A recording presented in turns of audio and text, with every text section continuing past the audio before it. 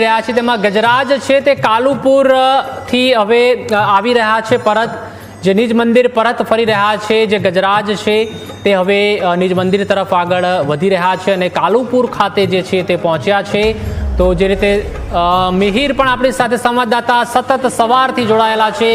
મિહિર જે રીતે આપ પણ સતત સવારના રિપોર્ટિંગ કરી રહ્યા છો આપનો પણ અનુભવ જણાવશો અને ખાસ કરીને જગતના નાથ જ્યારે નગરચર્યાએ નીકળ્યા છે અને હવે ગજરાજ છે તે ધીરે ધીરે પરત ફરી રહ્યા છે કાલુપુર પહોંચ્યા છે શું અપડેટ?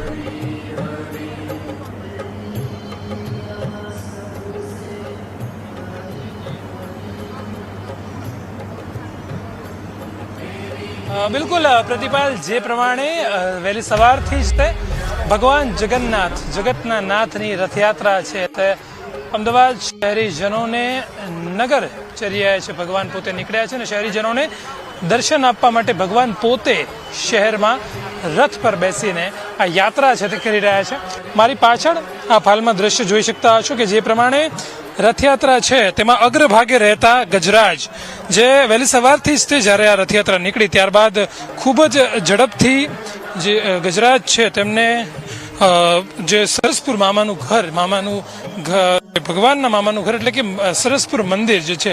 ત્યાં વહેલી સવારથી જ તે વહેલી જે તેમનો સમય હોય તેની પહેલાં જ તેમને ત્યાં પહોંચાડી દેવામાં આવ્યા હતા. અને હાલમાં પણ આપ જે પ્રમાણે દ્રશ્ય જુઓ છો કે વહેલી સવારે કે જે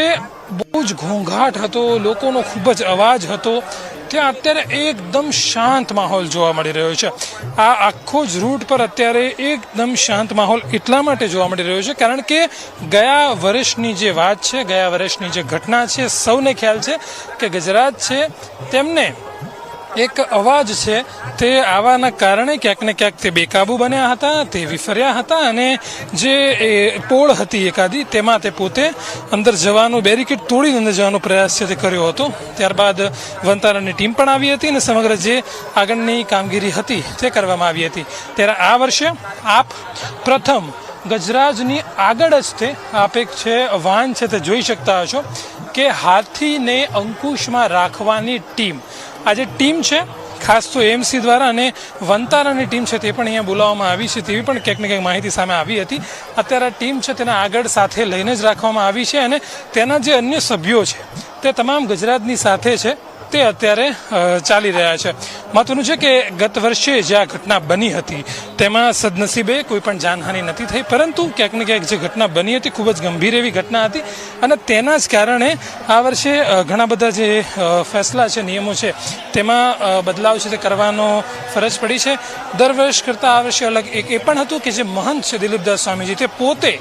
આ વર્ષે ગજરાજની સાથે ચાલીને સરસપુર મંદિર સુધી આવ્યા હતા અને ત્યારબાદ તે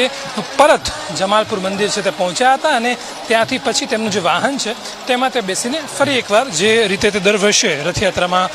પોતે માર્ગ પર આવતા હોય છે, રથયાત્રામાં પોતે જે ભાગ લેતા હોય છે તેવી રીતે તે ત્યારબાદ નીકળ્યા હતા. અત્યારે હાલમાં આપ જે દ્રશ્યમાં જોતા હશો કે તમામ જે ગજરાજ છે તે અત્યારે કાલુપુર સર્કલ ખાતે પહોંચ્યા છે અને મહત્વનું છે કે તેની પાછળ જે હવે